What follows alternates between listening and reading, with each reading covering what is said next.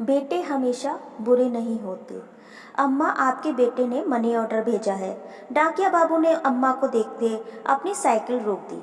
अपने आंखों पर चढ़े चश्मे को उतार आंचल से साफ कर वापस पहनती अम्मा की बूढ़ी आंखों में अचानक एक चमक सी आ गई। बेटा, पहले जरा बात करवा दो। अम्मा ने उम्मीद भरी निगाहों से उसकी ओर देखा, लेकिन उसने अम्मा को टालना चाहा।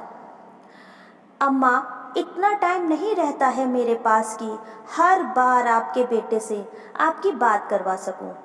डाकिये ने अम्मा को अपनी जल्दबाजी बताना चाहा, लेकिन अम्मा उससे चिड़ोरी करने लगी। बेटा, बस थोड़ी देर की ही तो बात है।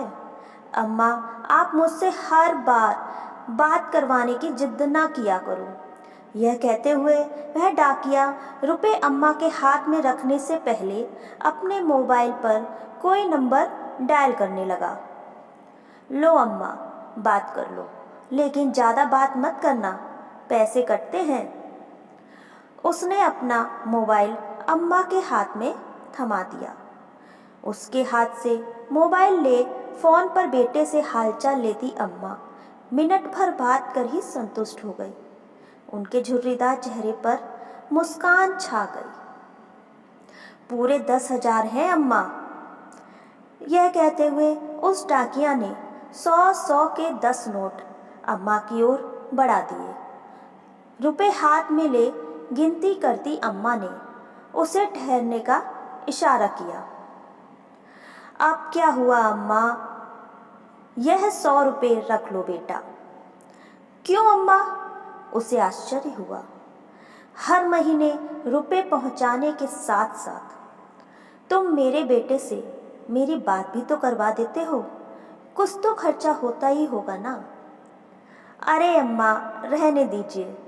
वह लाख मना करता रहा, लेकिन अम्मा ने जबरदस्ती उसकी मुट्ठी में 100 रुपये थमा दिए और वह वहाँ से वापस जाने को मुड़ गया। अपने घर में अकेली रहने वाली अम्मा भी उसे ढेरों आशीर्वाद देती अपनी देहरी के भीतर चली गई।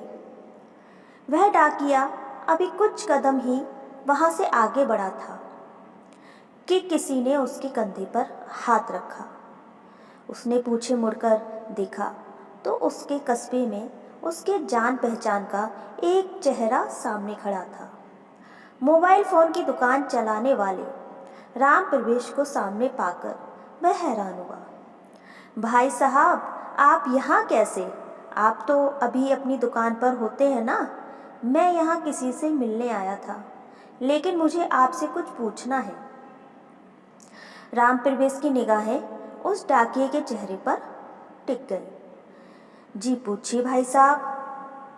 भाई, आप इन्हें ऐसा क्यों करते हो? मैंने क्या किया है भाई साहब? राम प्रवेश के सवालिया निगाहों का सामना करता वह डाकिया तनिक घबरा गया।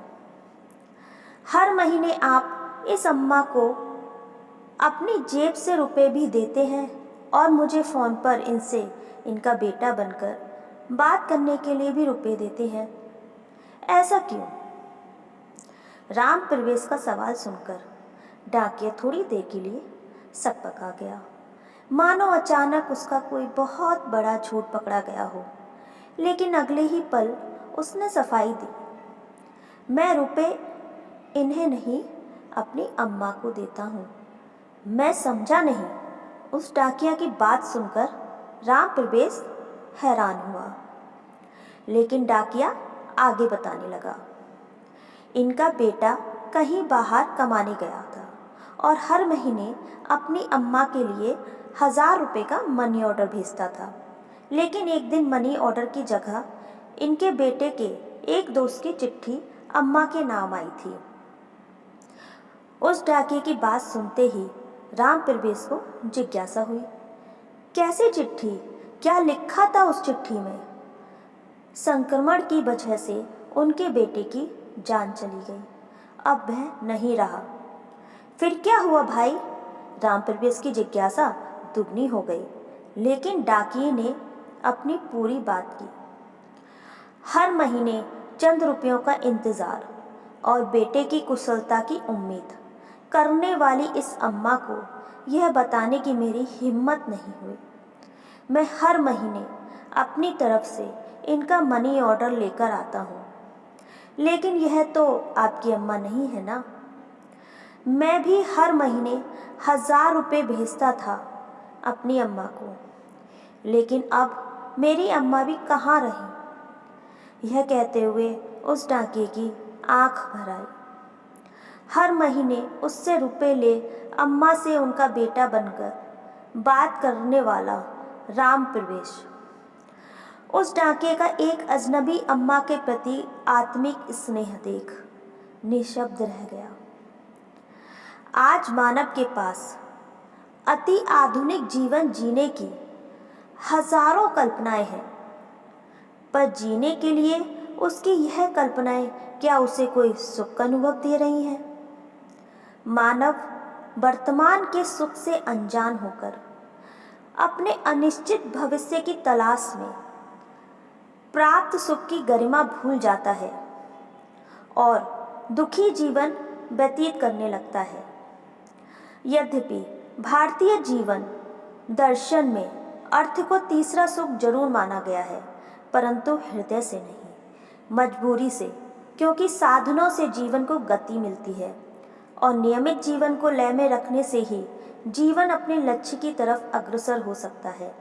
इसे हम इस युग की जरूरत कह सकते हैं। ऐसे ही स्नेह वात्सल्य की भावना है। किसी स्त्री का अपने पुत्र प्रिय के प्रति जो लगाव या प्यार है, उसे स्नेह शब्द से निरूपित कर सकते हैं। मेरा मानना है कि अनजान व्यक्ति से आत्मीयता दर्शाने से अनदेखे अनकहे सुख की अनुभूति होती है। एक बार आप भी प्रयास करके देखिए। दोस्तों, वीडियो पसंद आई हो तो लाइक जरूर कर दीजिएगा, क्योंकि आपकी एक वीडियो को बनाने में बहुत मेहनत लगती है और आपका एक लाइक और एक सब्सक्रिप्शन हमारी मेहनत को सफल बनाता है। तो यही उम्मीद करती हूँ कि आप हमको लाइक किए बिना नहीं जाएंगे, और हाँ, चैनल को सब्सक्राइब करके बेल आइकन का बटन दबाना बिल्कुल भी ना भूलें। धन्यवाद।